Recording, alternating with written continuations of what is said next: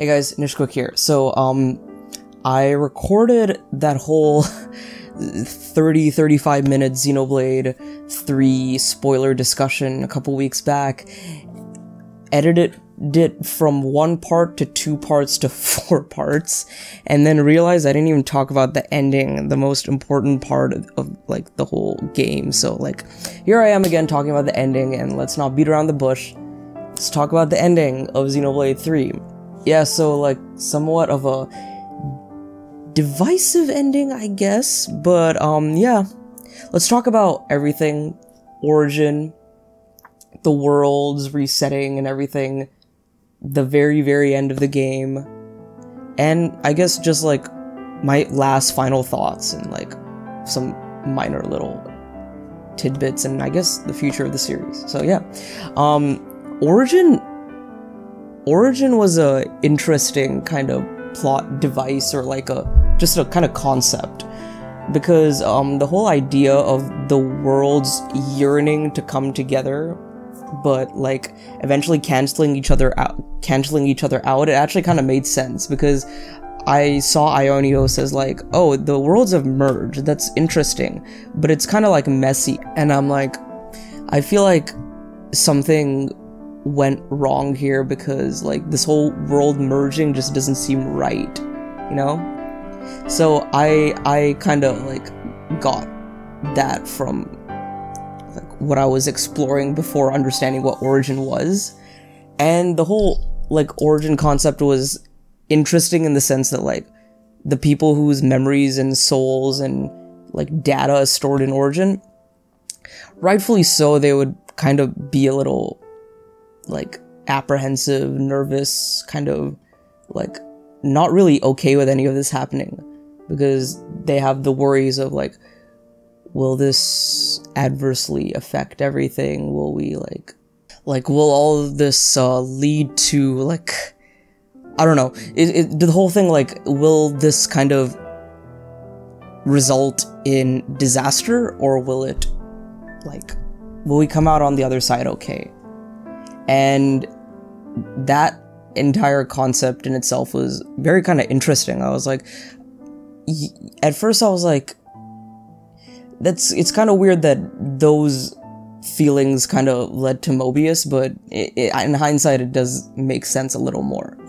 But I want to talk about exactly like the very, very end, because the whole thing about the worlds merging back together and everything being like a perfect ending, I and many other people kind of thought that was what was going to happen.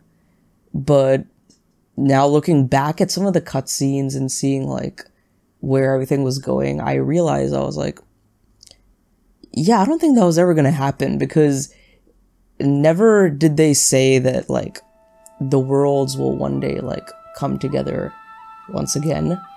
Only at the very end they're like, we'll find a way one day for us to meet again one day. And that's the kind of hopeful ending that I liked. I was like, in the future it'll happen, these guys will meet each other again, they'll like remember, hopefully. We'll see about that.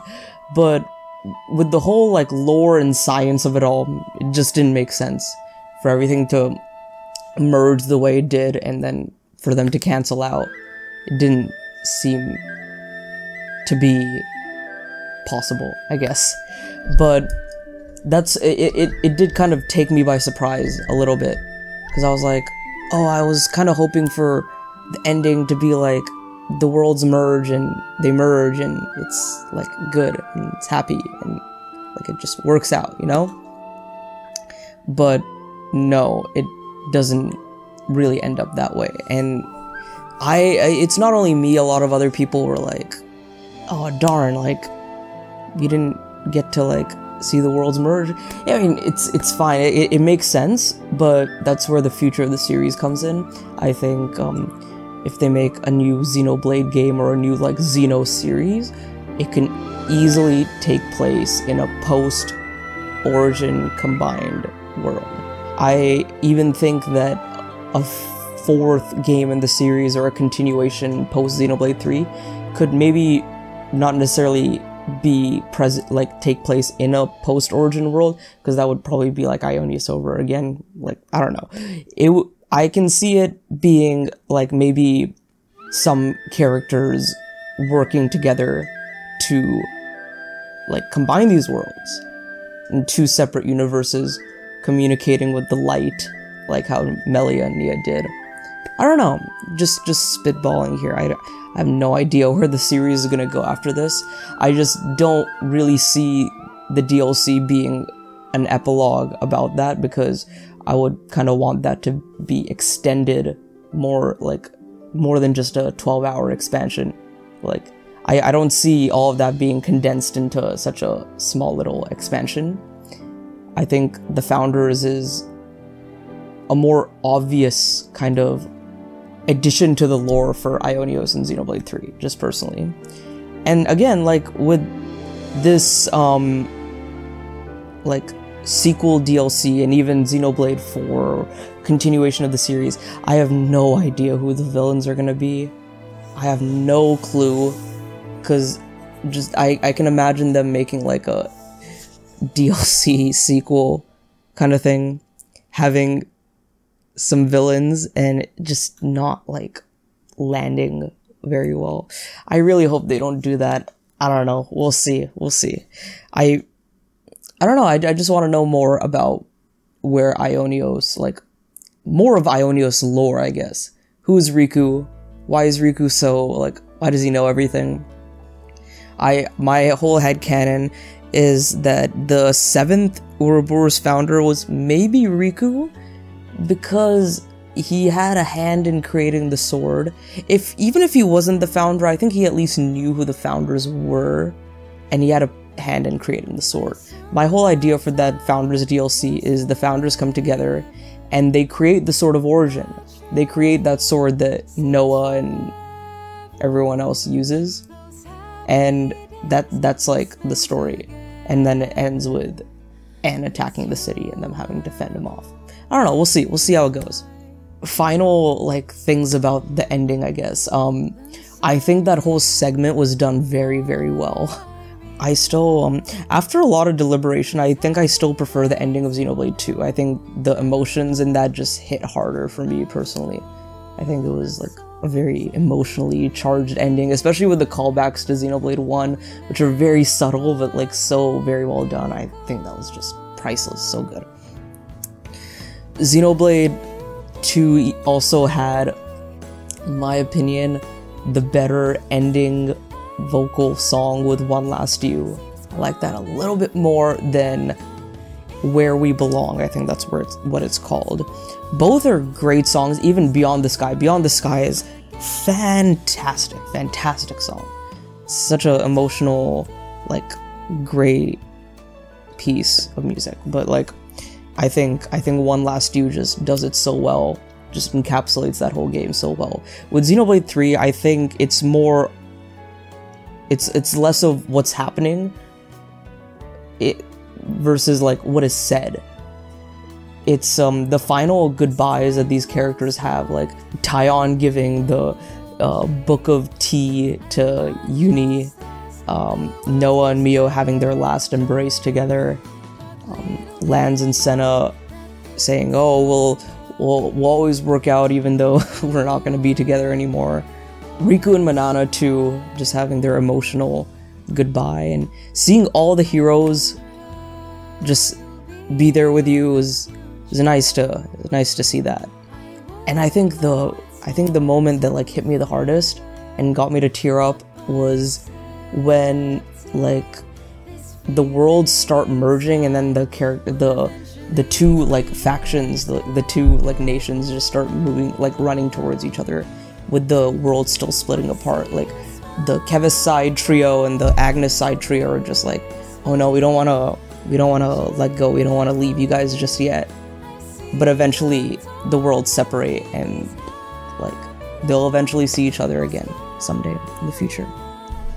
That was the part that I was like, oh, that hit the hardest. It was very well done.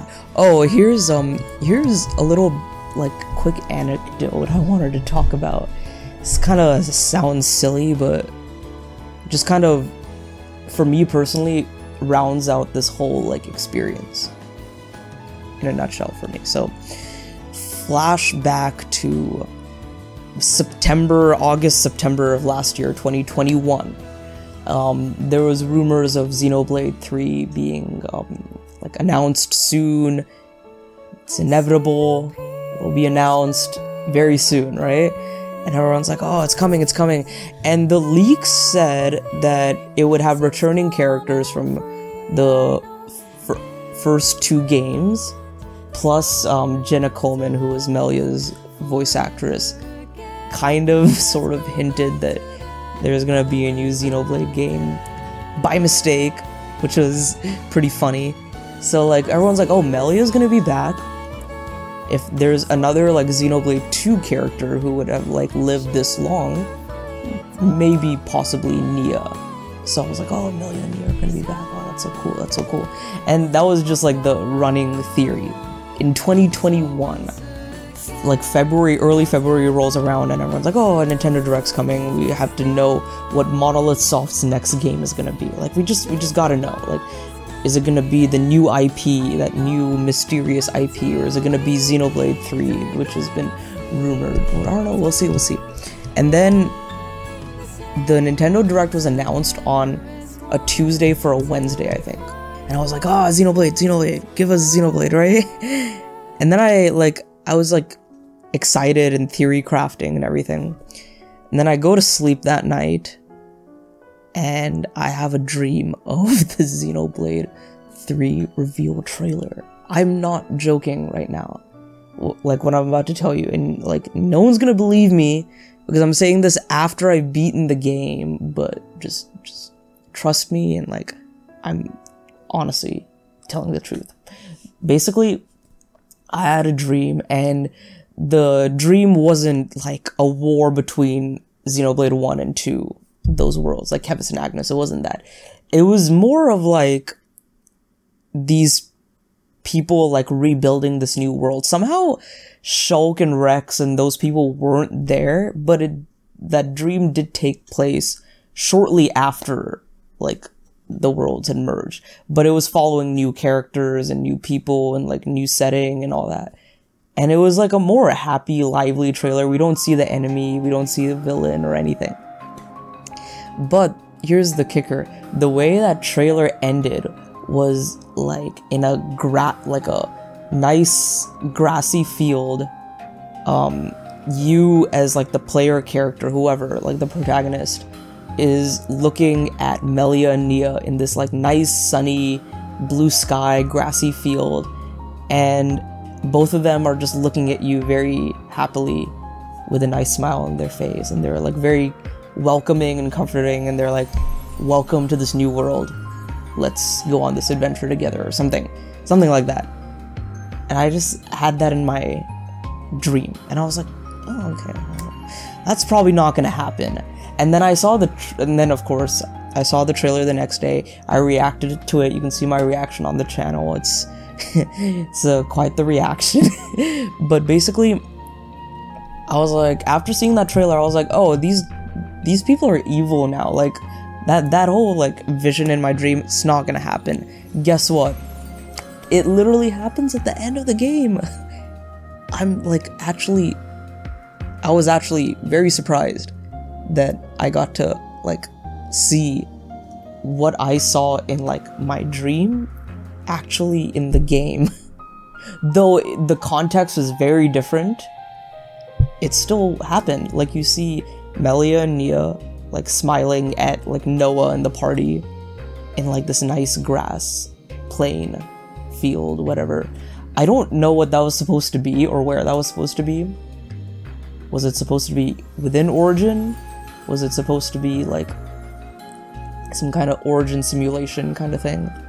I don't know where or what that was supposed to be. But that's just a small little anecdote I like just wanted to share. Because yeah, I don't know. It's just cool having some of those characters back and just playing this game. and experiencing all that it was. It was a very fantastic game. Though not perfect by any means, I enjoyed it a lot, and I appreciated it for what it was. So yeah, Xenoblade Chronicles 3, great game. Very great game, one of the best Switch RPGs, great story, great gameplay, great soundtrack. One of the best of Monolith Soft has done. So yeah, if you haven't checked it out, definitely do check it out. And yeah, I'm gonna end it off here. Like, subscribe if you enjoy the content.